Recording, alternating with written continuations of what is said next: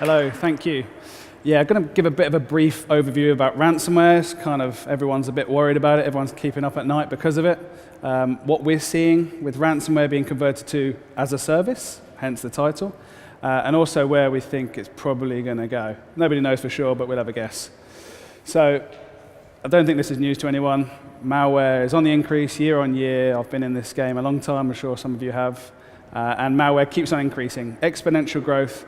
And it doesn't look like it's going to stop anytime soon. So ransomware is really just a form of malware, but it's in the news every single day, it seems like. So it's got some history. The first one was back in 1989, I believe, 1986. But really, it hasn't really come about to be mainstream until the last couple of years. Malware's been acting in a different way previously. It's been resident on devices, and everyone's talked about detecting stuff and how long malware has been on a device. But nobody's really been that aware of ransomware because it's kind of been kept, nobody's really experienced it. But ransomware is now very obvious. It's not very discreet. It tells you that you have been infected. So that's why we've seen a large wave of it. And last year was called the Year of Ransomware. Not my title, I admit it. But there was something like 4,000 malware attacks a day. And it really, the stats are there that back up everything, why people are scared of ransomware. And CISOs, any of the ones I speak to, they are being kept awake at night because of being hit by ransomware and being the next company in the news to have been hit by ransomware. The stat on the bottom left-hand corner, cybercrime is now the second most reported economic crime. That's pretty huge. I don't think that's a big enough statement. Think of all the different types of crime out there. Cybercrime is really, really good for the bad guys, and they're making a lot of money about it. Crypto war, which is back in 2015 was the most popular variant of ransomware, 325 mil at the end of 2015. That's some good money that these guys are making, and that's just one particular variant. Now there's probably name a dozen of them. Lockheed's grown exponentially, Tesla. There's tons of them out there that are doing similar sorts of numbers. So why has there been a rise in ransomware? Everything is unique. If you've read the Verizon data breach report from last year, they state that everything is targeted now. So there's no such thing as reused malware. It's pretty trivial to rehash something, so create a variant of it, and then you can bypass legacy controls. 95% of organizations still rely on signatures. So the previous point, if everything is 0 day, what's the point of blacklisting? What's the point of signatures? There's not been focus on prevention. Everyone has talked about mean time to detect, mean time to response. A breach is inevitable, so the only thing you can do is really lower that window of how quickly you discover stuff. And as much as we try, we've still got human beings. So we've still got idiot users, they're still going to click on stuff, they're still going to look at stuff that looks enticing, they're the targets, and they're going to continue to keep on clicking, no matter how much we educate them. So what's wrong with signatures? So I love this image, by the way.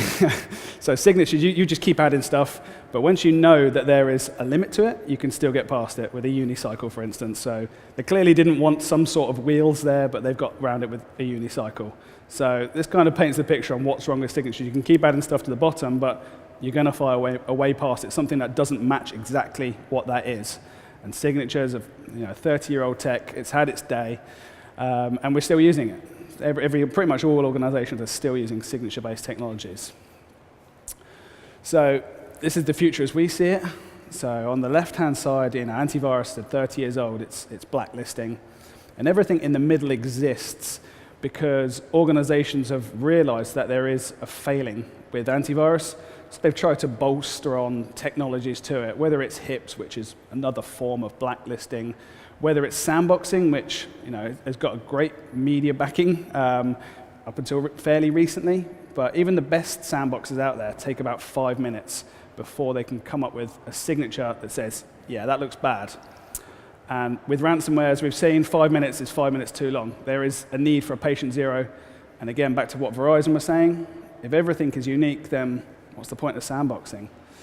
Nobody really does sandboxing on the endpoint either because it's incredibly resource hungry and it takes time. So everyone's moved that to the network.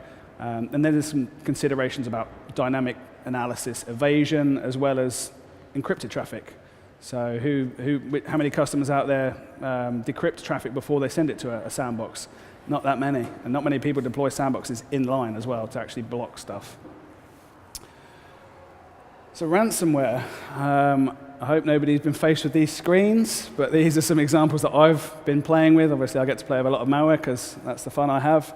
They all act in slightly different ways, but you will notice that they're all very obvious that they have compromised the machine. It's not like the historical malware where they'd just be beaconing back and be part of some sort of botnet.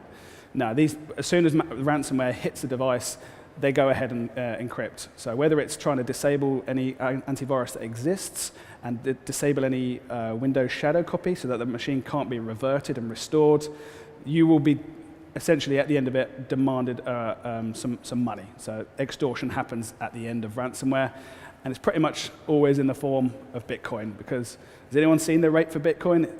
It's overtaken gold at how valuable it is now.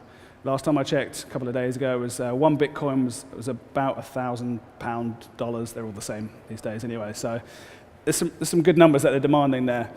And the one on the bottom right is demanding actually dollars, but in the form of Bitcoin. So it's demanding 1.033 Bitcoin.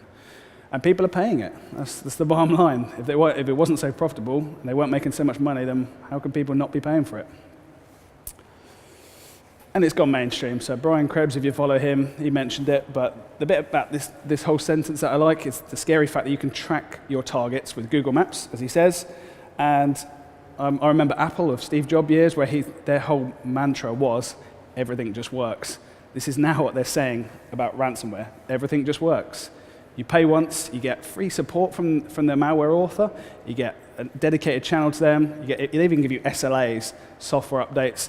Sounds like a legitimate service, right? But this is actually a criminal underground that they're supplying a service on ransomware. Pretty scary. So yeah, we get to see a lot of this. A lot of this stuff is going on the underground. Now, Petya and Misha, they're kind of bundled together. There's kind of two attacks in one there. So Petya will launch an attack, and if it's unsuccessful because they don't have local admin privileges, Misha then launches. So the ransomware authors bundle this in as a service offering together. As if one doesn't work, we're pretty sure we're going to get in with the second offering. And hackers for hire. This is on the darknet. You can hire people to penetration test you. You can just, if it's someone you don't like, you can hire these guys. They'll offer themselves up. Legitimate service. I'm sure they've got business cards as well.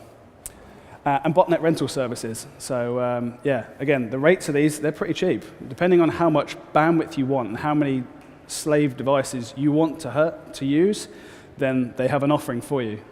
So you can see different flavors that they offer you, and they will tell you different devices that they have under their command. And at the end of last year, there was a huge outage with Netflix, Twitter. Everything got taken down because of an IoT-based attack. So they successfully compromised a load of IoT devices. I think it was routers. And they used those devices to launch an attack, which was pretty devastating for American businesses, because a lot of them, they still use the same sort of infrastructure. And yeah, there was a big downtime, if you remember that one last year. And yeah, ransomware, it targets every single industry. So it's not just utilities or the usual suspects like hospitals who have underfunded security and not taken security seriously. It's a good market for hospitals. They do target hospitals probably more than others, but essentially every organization and every vertical is being targeted by ransomware. So this is an interesting, so Zyklon, there's quite a big service offering. You kind of bundle up what you want to see from these guys. So you want a keystroke logger, you can have that in the mix as well. It's really kind of a checkbox, a shopping list of stuff that you want your ransomware to do. And these guys, they've spent time developing the service offerings around this. So these are very mature offerings. They haven't just put this together on a notepad and published it. They're making good business off of this sort of thing. And yeah, automatic updates. So they see that you can see the different devices that are infected by ransomware, and like you would with legitimate antivirus, you can look for devices that haven't updated in a while and make sure they update. So if they've been offline perhaps for a while, then you can force them to update. So it's pretty scary stuff. So one particular piece of ransomware that's come out, been made published in the last few months, it's called Satan. Hasn't rendered particularly well. However, yeah, you can basically configure and you get exactly how you can create this malware, and you can create different binaries on the fly, and then you get some nice dashboarding as well. So you can get statistics from where it's been installed, how many clicks there are, is the device online, as well as the metadata of the associated device.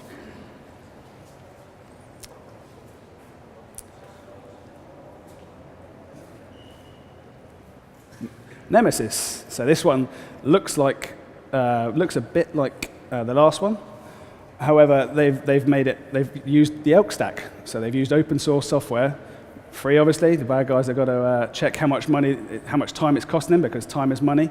And they've come up with a nice dashboarding that you can choose. You can see information about the devices, how many files have been encrypted on the disk, the uptime, operating system, the time it was first loaded. You've even got dedicated access to them to send them a message, maybe to extort some money, maybe to prompt them. We see a lot of these ransomware offerings say, if you pay us X amount now, we won't double it tomorrow. But they're also giving time-based incentives to say, okay, you will get X amount of files back if you pay us now. So this is all direct access to these devices that they have under their control. Support tickets as well, so you can raise support tickets with the ransomware as a service offerer to say, oh, I've got a problem with one of the devices, it's not updating, I believe it's online.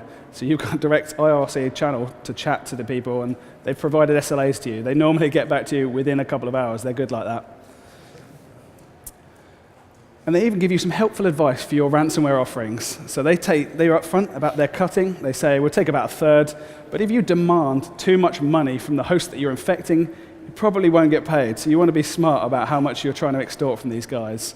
It's all very nice service. And that's come up twice. You can tell I tested this out. We've blogged about this one on our website if you want to take a look later on. We've got loads of details about this.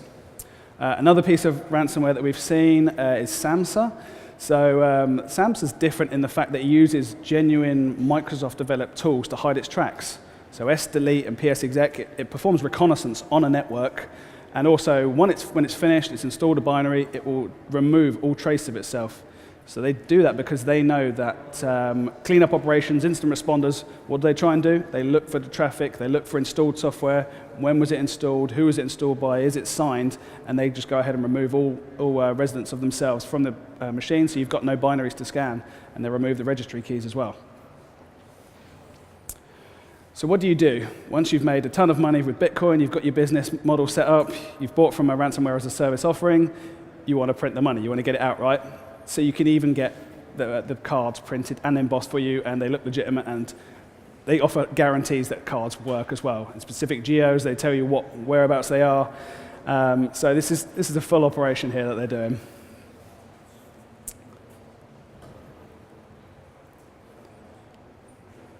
So what next for ransomware? What do we think is going to happen to ransomware? We've blown all our marketing budget, so I just had a quick arrow last night that I come up with this. It's still going to rise. Last year was the year of ransomware. I think it's undoubtable it's going to continue this year. If we Google it, we're going to find at least 10 articles from the last couple of weeks.